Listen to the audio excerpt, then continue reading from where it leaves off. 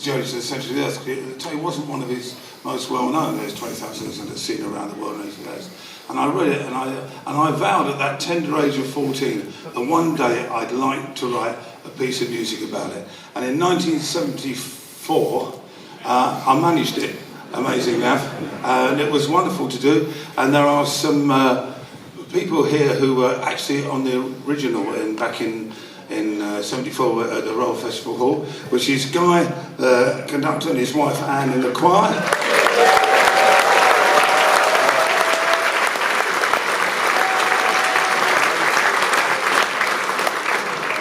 You little sod, weren't born, were you? Sorry? Oh, you were born, you were... Oh yeah, you were twinkling my left testicle, I think you were... you were born. Yeah. No? He wasn't born. Oh God, none of you were born. No wonder you can't remember it. This is... We've put together an arrangement... Again, a true story, when it was recorded, it was days of vinyl, and there was a limit to the amount of stuff you could get on vinyl. And there were two songs that never went on the album because of the limitations of what you could get on vinyl. So we've stuck them in tonight. I hope you enjoy it. It means a lot to me, this piece. This is Journey to the Centre of the Earth.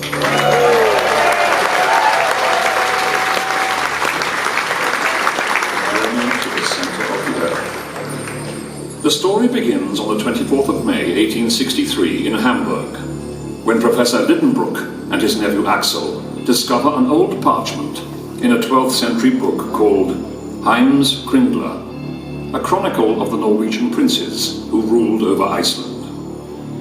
This parchment, when decoded into Latin and translated by Axel, proved to be written by an alchemist of the 16th century and read as follows.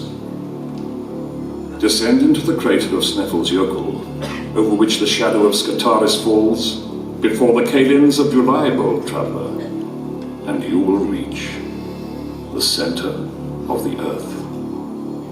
I have done this, Arne Setnesson. Snæfell's is a 5,000 feet high mountain in Iceland, an extinct volcano, its last eruption having been in 1229. And so the journey from Hamburg to Iceland begins.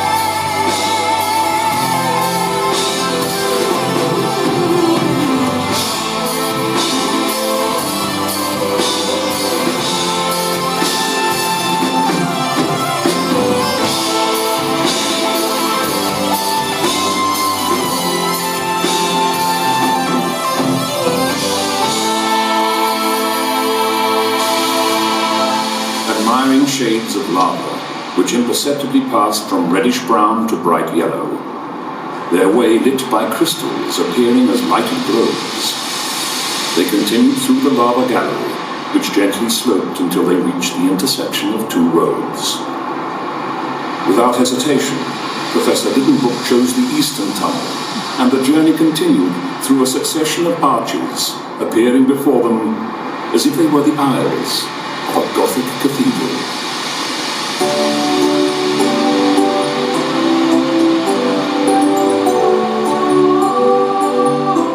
The walls were enhanced with impressions of rock wreaths and mosses from the Silurian epoch.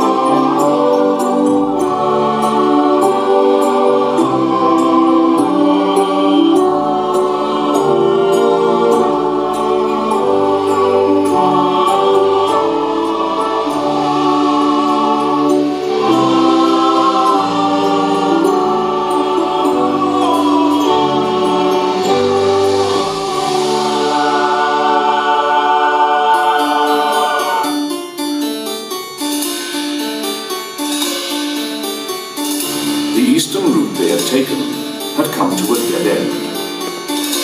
With 3 days' walk back to the fork to find Arne Saknusson's original route, they found their water rations were limited to 1 day. Knowing their only chance of finding water was on that route, they set off for the fork.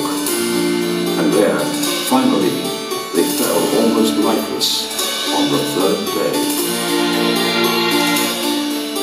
After sleep, they continued down the other tunnel in their quest for water, and whilst searching on his own, Holmes the guide heard the sound of water thundering behind a granite wall, and with a pickaxe, attacked the wall so as to allow a stream of boiling water to enter and cool in their tunnel. Not only had they found life in the water, but they had also found a flowing guide to the center of the earth. They called the stream the Hansbach.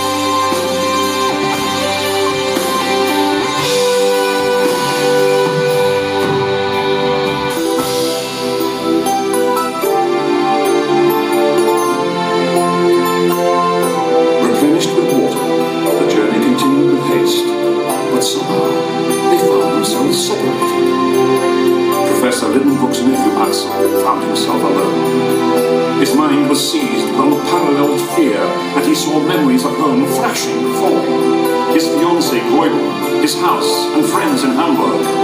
He saw hallucinations of all the incidents of the journey, and, unworthy as he felt, he knelt in fervent prayer.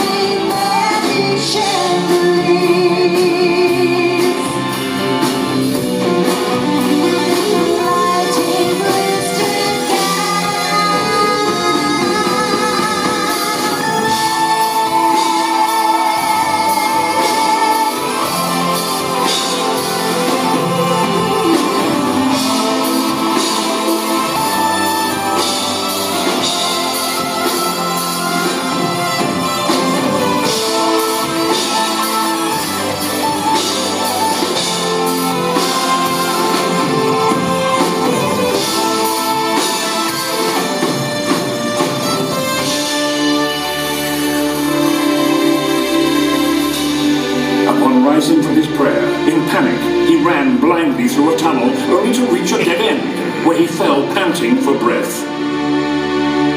In the darkness, he cried. Voices. Voices. Voices. He heard voices. He heard his uncle's voice. Due to the shape of the gallery and the conducting power of the rocks, his uncle's voice was uncannily traveling around the walls.